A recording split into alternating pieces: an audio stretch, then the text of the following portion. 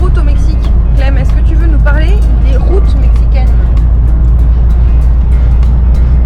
Tant que c'est des gros axes qui relient les villes en direct, ça va. Mais dès qu'on prend la sortie, c'est Guipoul et compagnie. Voire chemin de terre.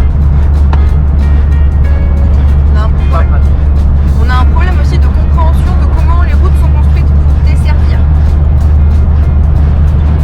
Typiquement là on est sur une énorme avenue. On a passé notre route, donc il aurait fallu qu'on tourne à gauche. Parce qu'en fait c'est pas possible de tourner à gauche, il y a un terre-plein. Et là ça fait au moins 3 km qu'il y a des travaux. Ils ont des rétourneaux. Et l'endroit où il y a le terre-plein est troué, on peut faire demi-tour. Il y en a un qui arrive là. Il faut prendre pour se remettre dans le bon sens. Je vous montre. Et ça prend plusieurs kilomètres. Là, on a un panneau d'un retourneau, sauf qu'il est fermé par les travaux. Et en fait, c'est comme si on avait une autoroute, mais à sens unique et sans sortie. Voilà, donc là c'est fermé. Donc on sait pas quand est-ce qu'on va pouvoir faire demi-tour. Et le problème c'est que ça arrive bien plus souvent que ce qu'on s'y attendait quoi. Les routes sont construites pour être en ligne droite et pas s'échapper. Ouais, faut pas se tromper. Quand on vous dit qu'avec Millenniaux c'est pas toujours facile, et ben c'est pas peu de le dire.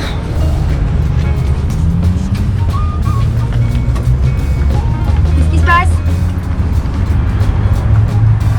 Le frein qui fuit. On a les freins qui fuient, super.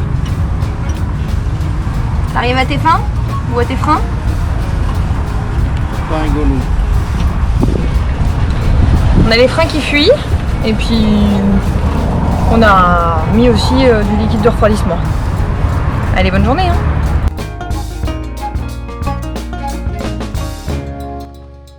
Bon, qu'est-ce qui se passe Clément? Eh bien nous revoilà piétons. Pour quelques heures au moins. On a une petite panne sur le combi. Rien de très grave, mais un flexible de frein qui a cassé juste à l'entrée du bloc de frein dans la roue avant gauche, pour être très précis. Voilà, donc on a trouvé un petit garagiste qui a bien accepté de toucher le truc. Donc on a pour quelques heures à ce qu'il répare. Et on ne sait pas encore combien de pesos.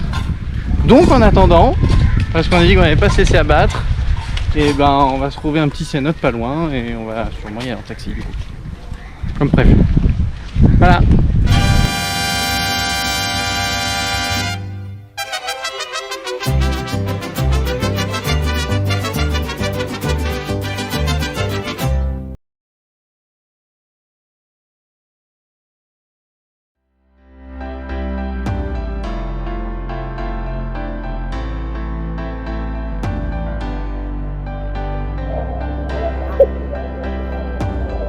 Qu'est-ce qui se passe, Justine?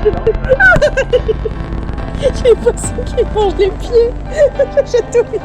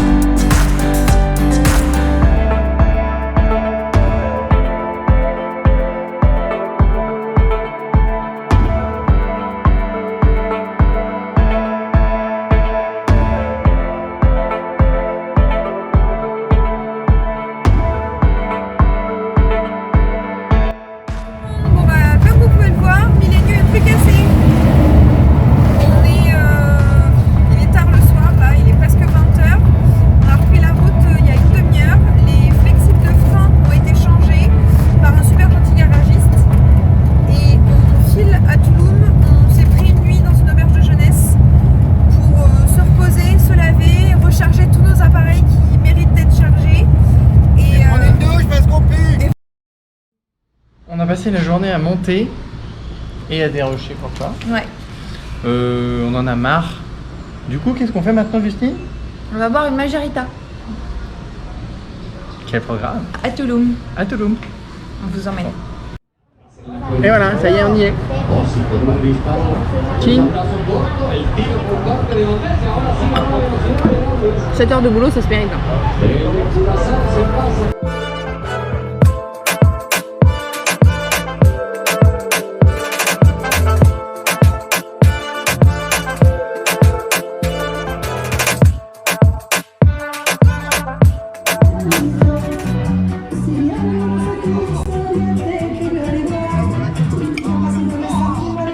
Ça va être un carnage. Bon appétit! Coucou les petits loups! Bon bah aujourd'hui on est à Tulum, mais au Site archéologique. On va normalement voir des belles choses. Ce qu'on voit là déjà c'est sympa, donc on va vous montrer. Et on a déjà vu des ciments. Voilà.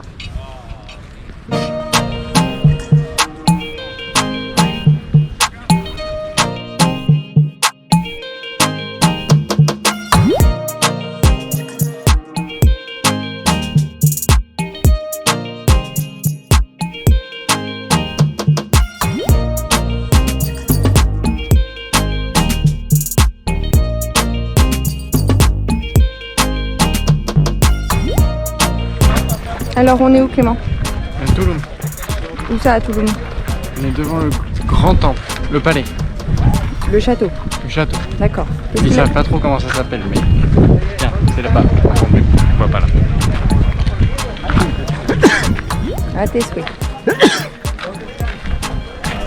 Pourquoi est-ce qu'il est important ce bâtiment? C'est parce qu'il a le plus grand escalier. Bon, comment dire que c'est manque de naturel? On essaye de faire en sorte de vous filmer des bouts, mais c'est pas tout à fait réussi. Il y a beaucoup de monde déjà. Il fait très chaud. On est écrasé par le soleil et les sites sont très beaux parce qu'on est sur une falaise en fait et ça donne vue sur la mer. On va essayer d'aller vous montrer ça.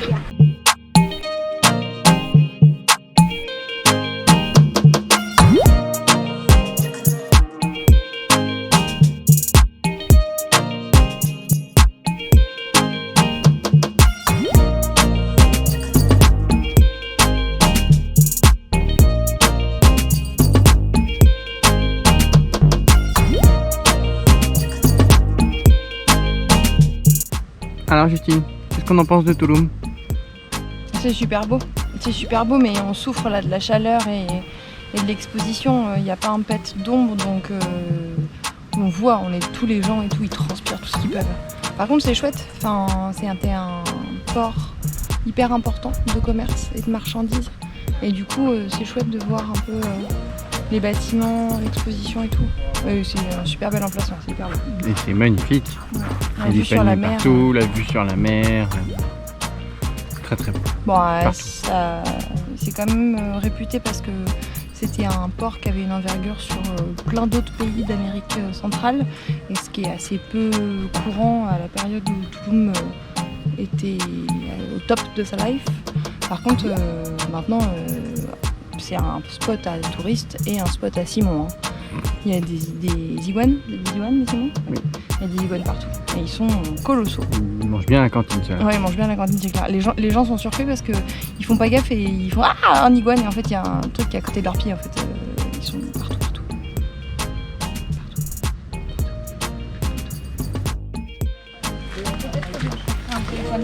Oh, una tortuga.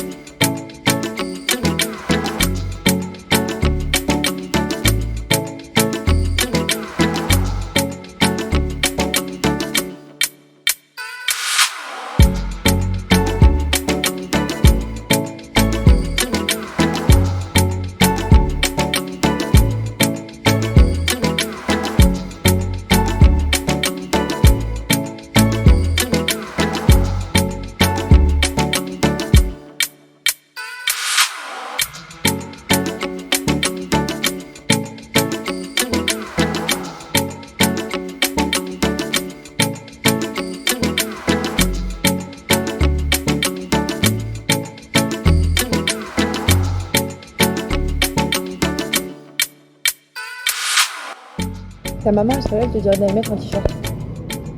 Oui, c'est vrai. Elle est pas là. Regarde son père. C'est bon provecho, hein. Un bon pour pas chaud. Ouais.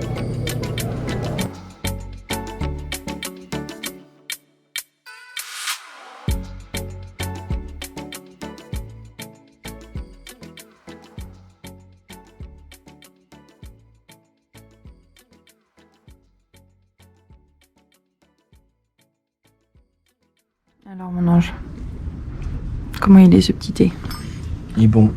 Qu'est-ce qu'on fait de beau? On est garé chez des gens qui étaient sur High Overlander parce qu'ils ont voyagé beaucoup en Europe avec leur camping-car apparemment. Et ils sont installés là depuis 5 ans, 6 ans au Mexique. Ils ont fait construire leur maison, tout ça. C'est magnifique. Ils sont d'une gentillesse Ils sont d'une absolue. gentillesse exemplaire. Et ils nous offrent le petit déjeuner. Avec la petite fleur d'hibiscus qui fait plaisir.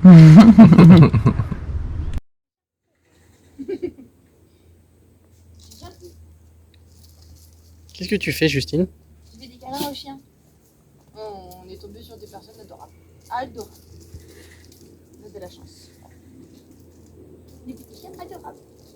Ils ont de la chance. Oui. Voilà, la piscine.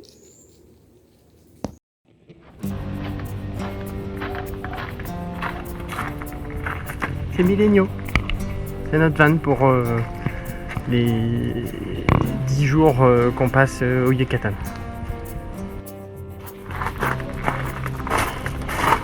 On fera le côté le moins intéressant, mais c'est la place conducteur. Justine a laissé son bazar, ça c'est elle qui a conduit la dernière fois.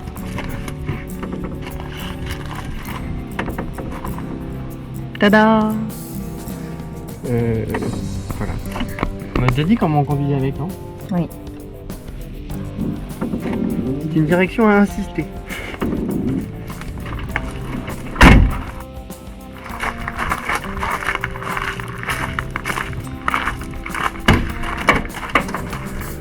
La place pas séchée, c'est un petit peu haut, mais on y monte très bien. Comme ça. Hop. Suivez-moi.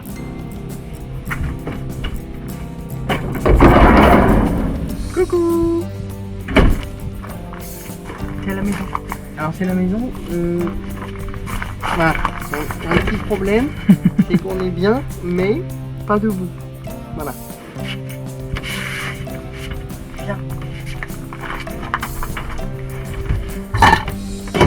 Petit coin cuisine avec petit robinet pour faire la vaisselle. Après, petit placard de rangement avec l'eau. La cucina et à l'agua. C'est les moyens du bord. Oui, le temps à linge. Il n'y a pas de machine à laver, désolé. Donc, Pas tout à fait vrai, on a une machine à laver. Elle est juste. Elle est à main. C'est la douche. N'est-ce pas, maman? Hein? Tu sais, la douche. Le bureau. Le bureau. Il y a plein de rangements là. Du bazar, mais on va pas tout en dire. Banquette qui se déplie pour faire le lit. Tenez, il y a d'autres trucs derrière. Et notamment le coffre. Et ben non, c'est le moteur. Il est tout petit moteur. Il est tout petit. Il y a un moteur de C1. Et il a si chaud. Faire le lit, c'est le moment un peu intense de la journée.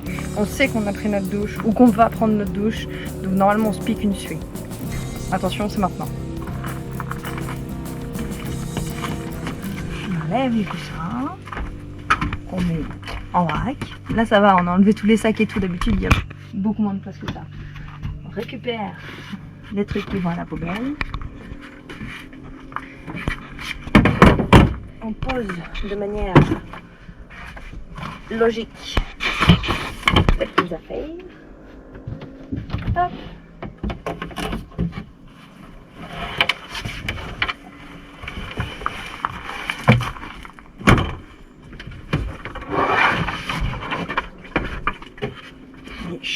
le coffre.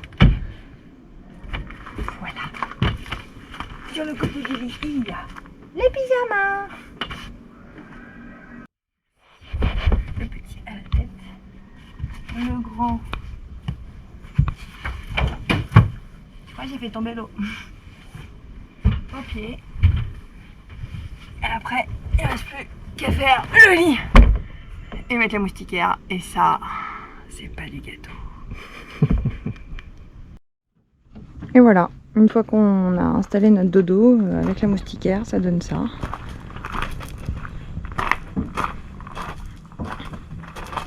Et ça donne ça. Très impressionnant Koba, rien à voir avec le site archéologique de Touloum qui était sur une falaise hyper exposée à plein vent, des grandes plaines et des palmiers. Là on est complètement dans la jungle, beaucoup d'oiseaux, beaucoup d'insectes et c'est d'un calme absolu, on s'attend absolument pas à tomber sur les stèles ou sur les temples quand on arrive, donc c'est très beau aussi, très différent encore. On a pris un vélo et fait petite balade à vélo très agréable entre les différents endroits. C'est tendu. Combien il a dit, 50 km²? 50 km². Petit vélo important. Voilà.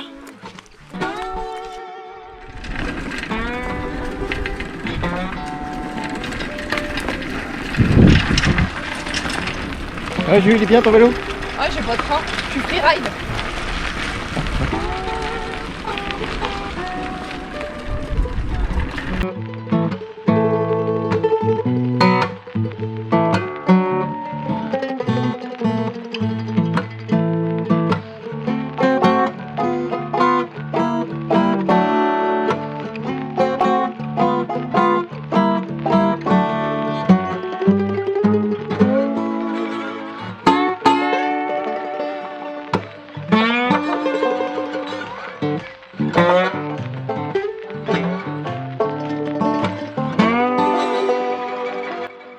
Aujourd'hui, on apprend à construire un escalier Maya.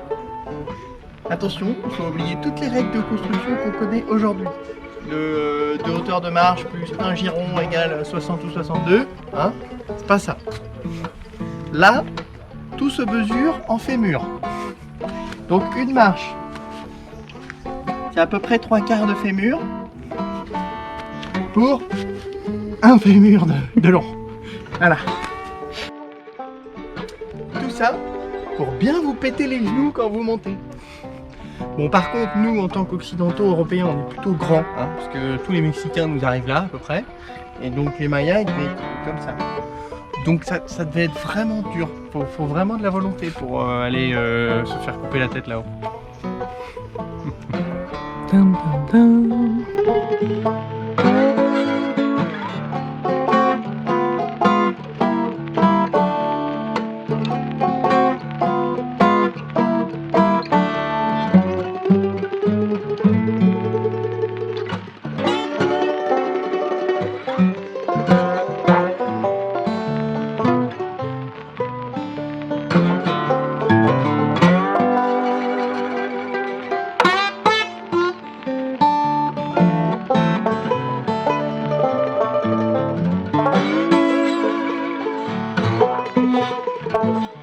Et moi, essaye de faire Tarzan.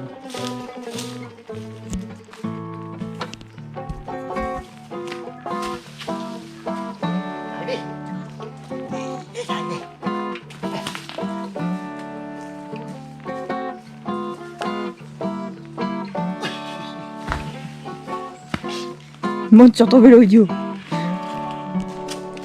Encore un jeu débile pour garçon idiot. Oui, c'est l'inverse. Un jeu idiot pour garçon débile.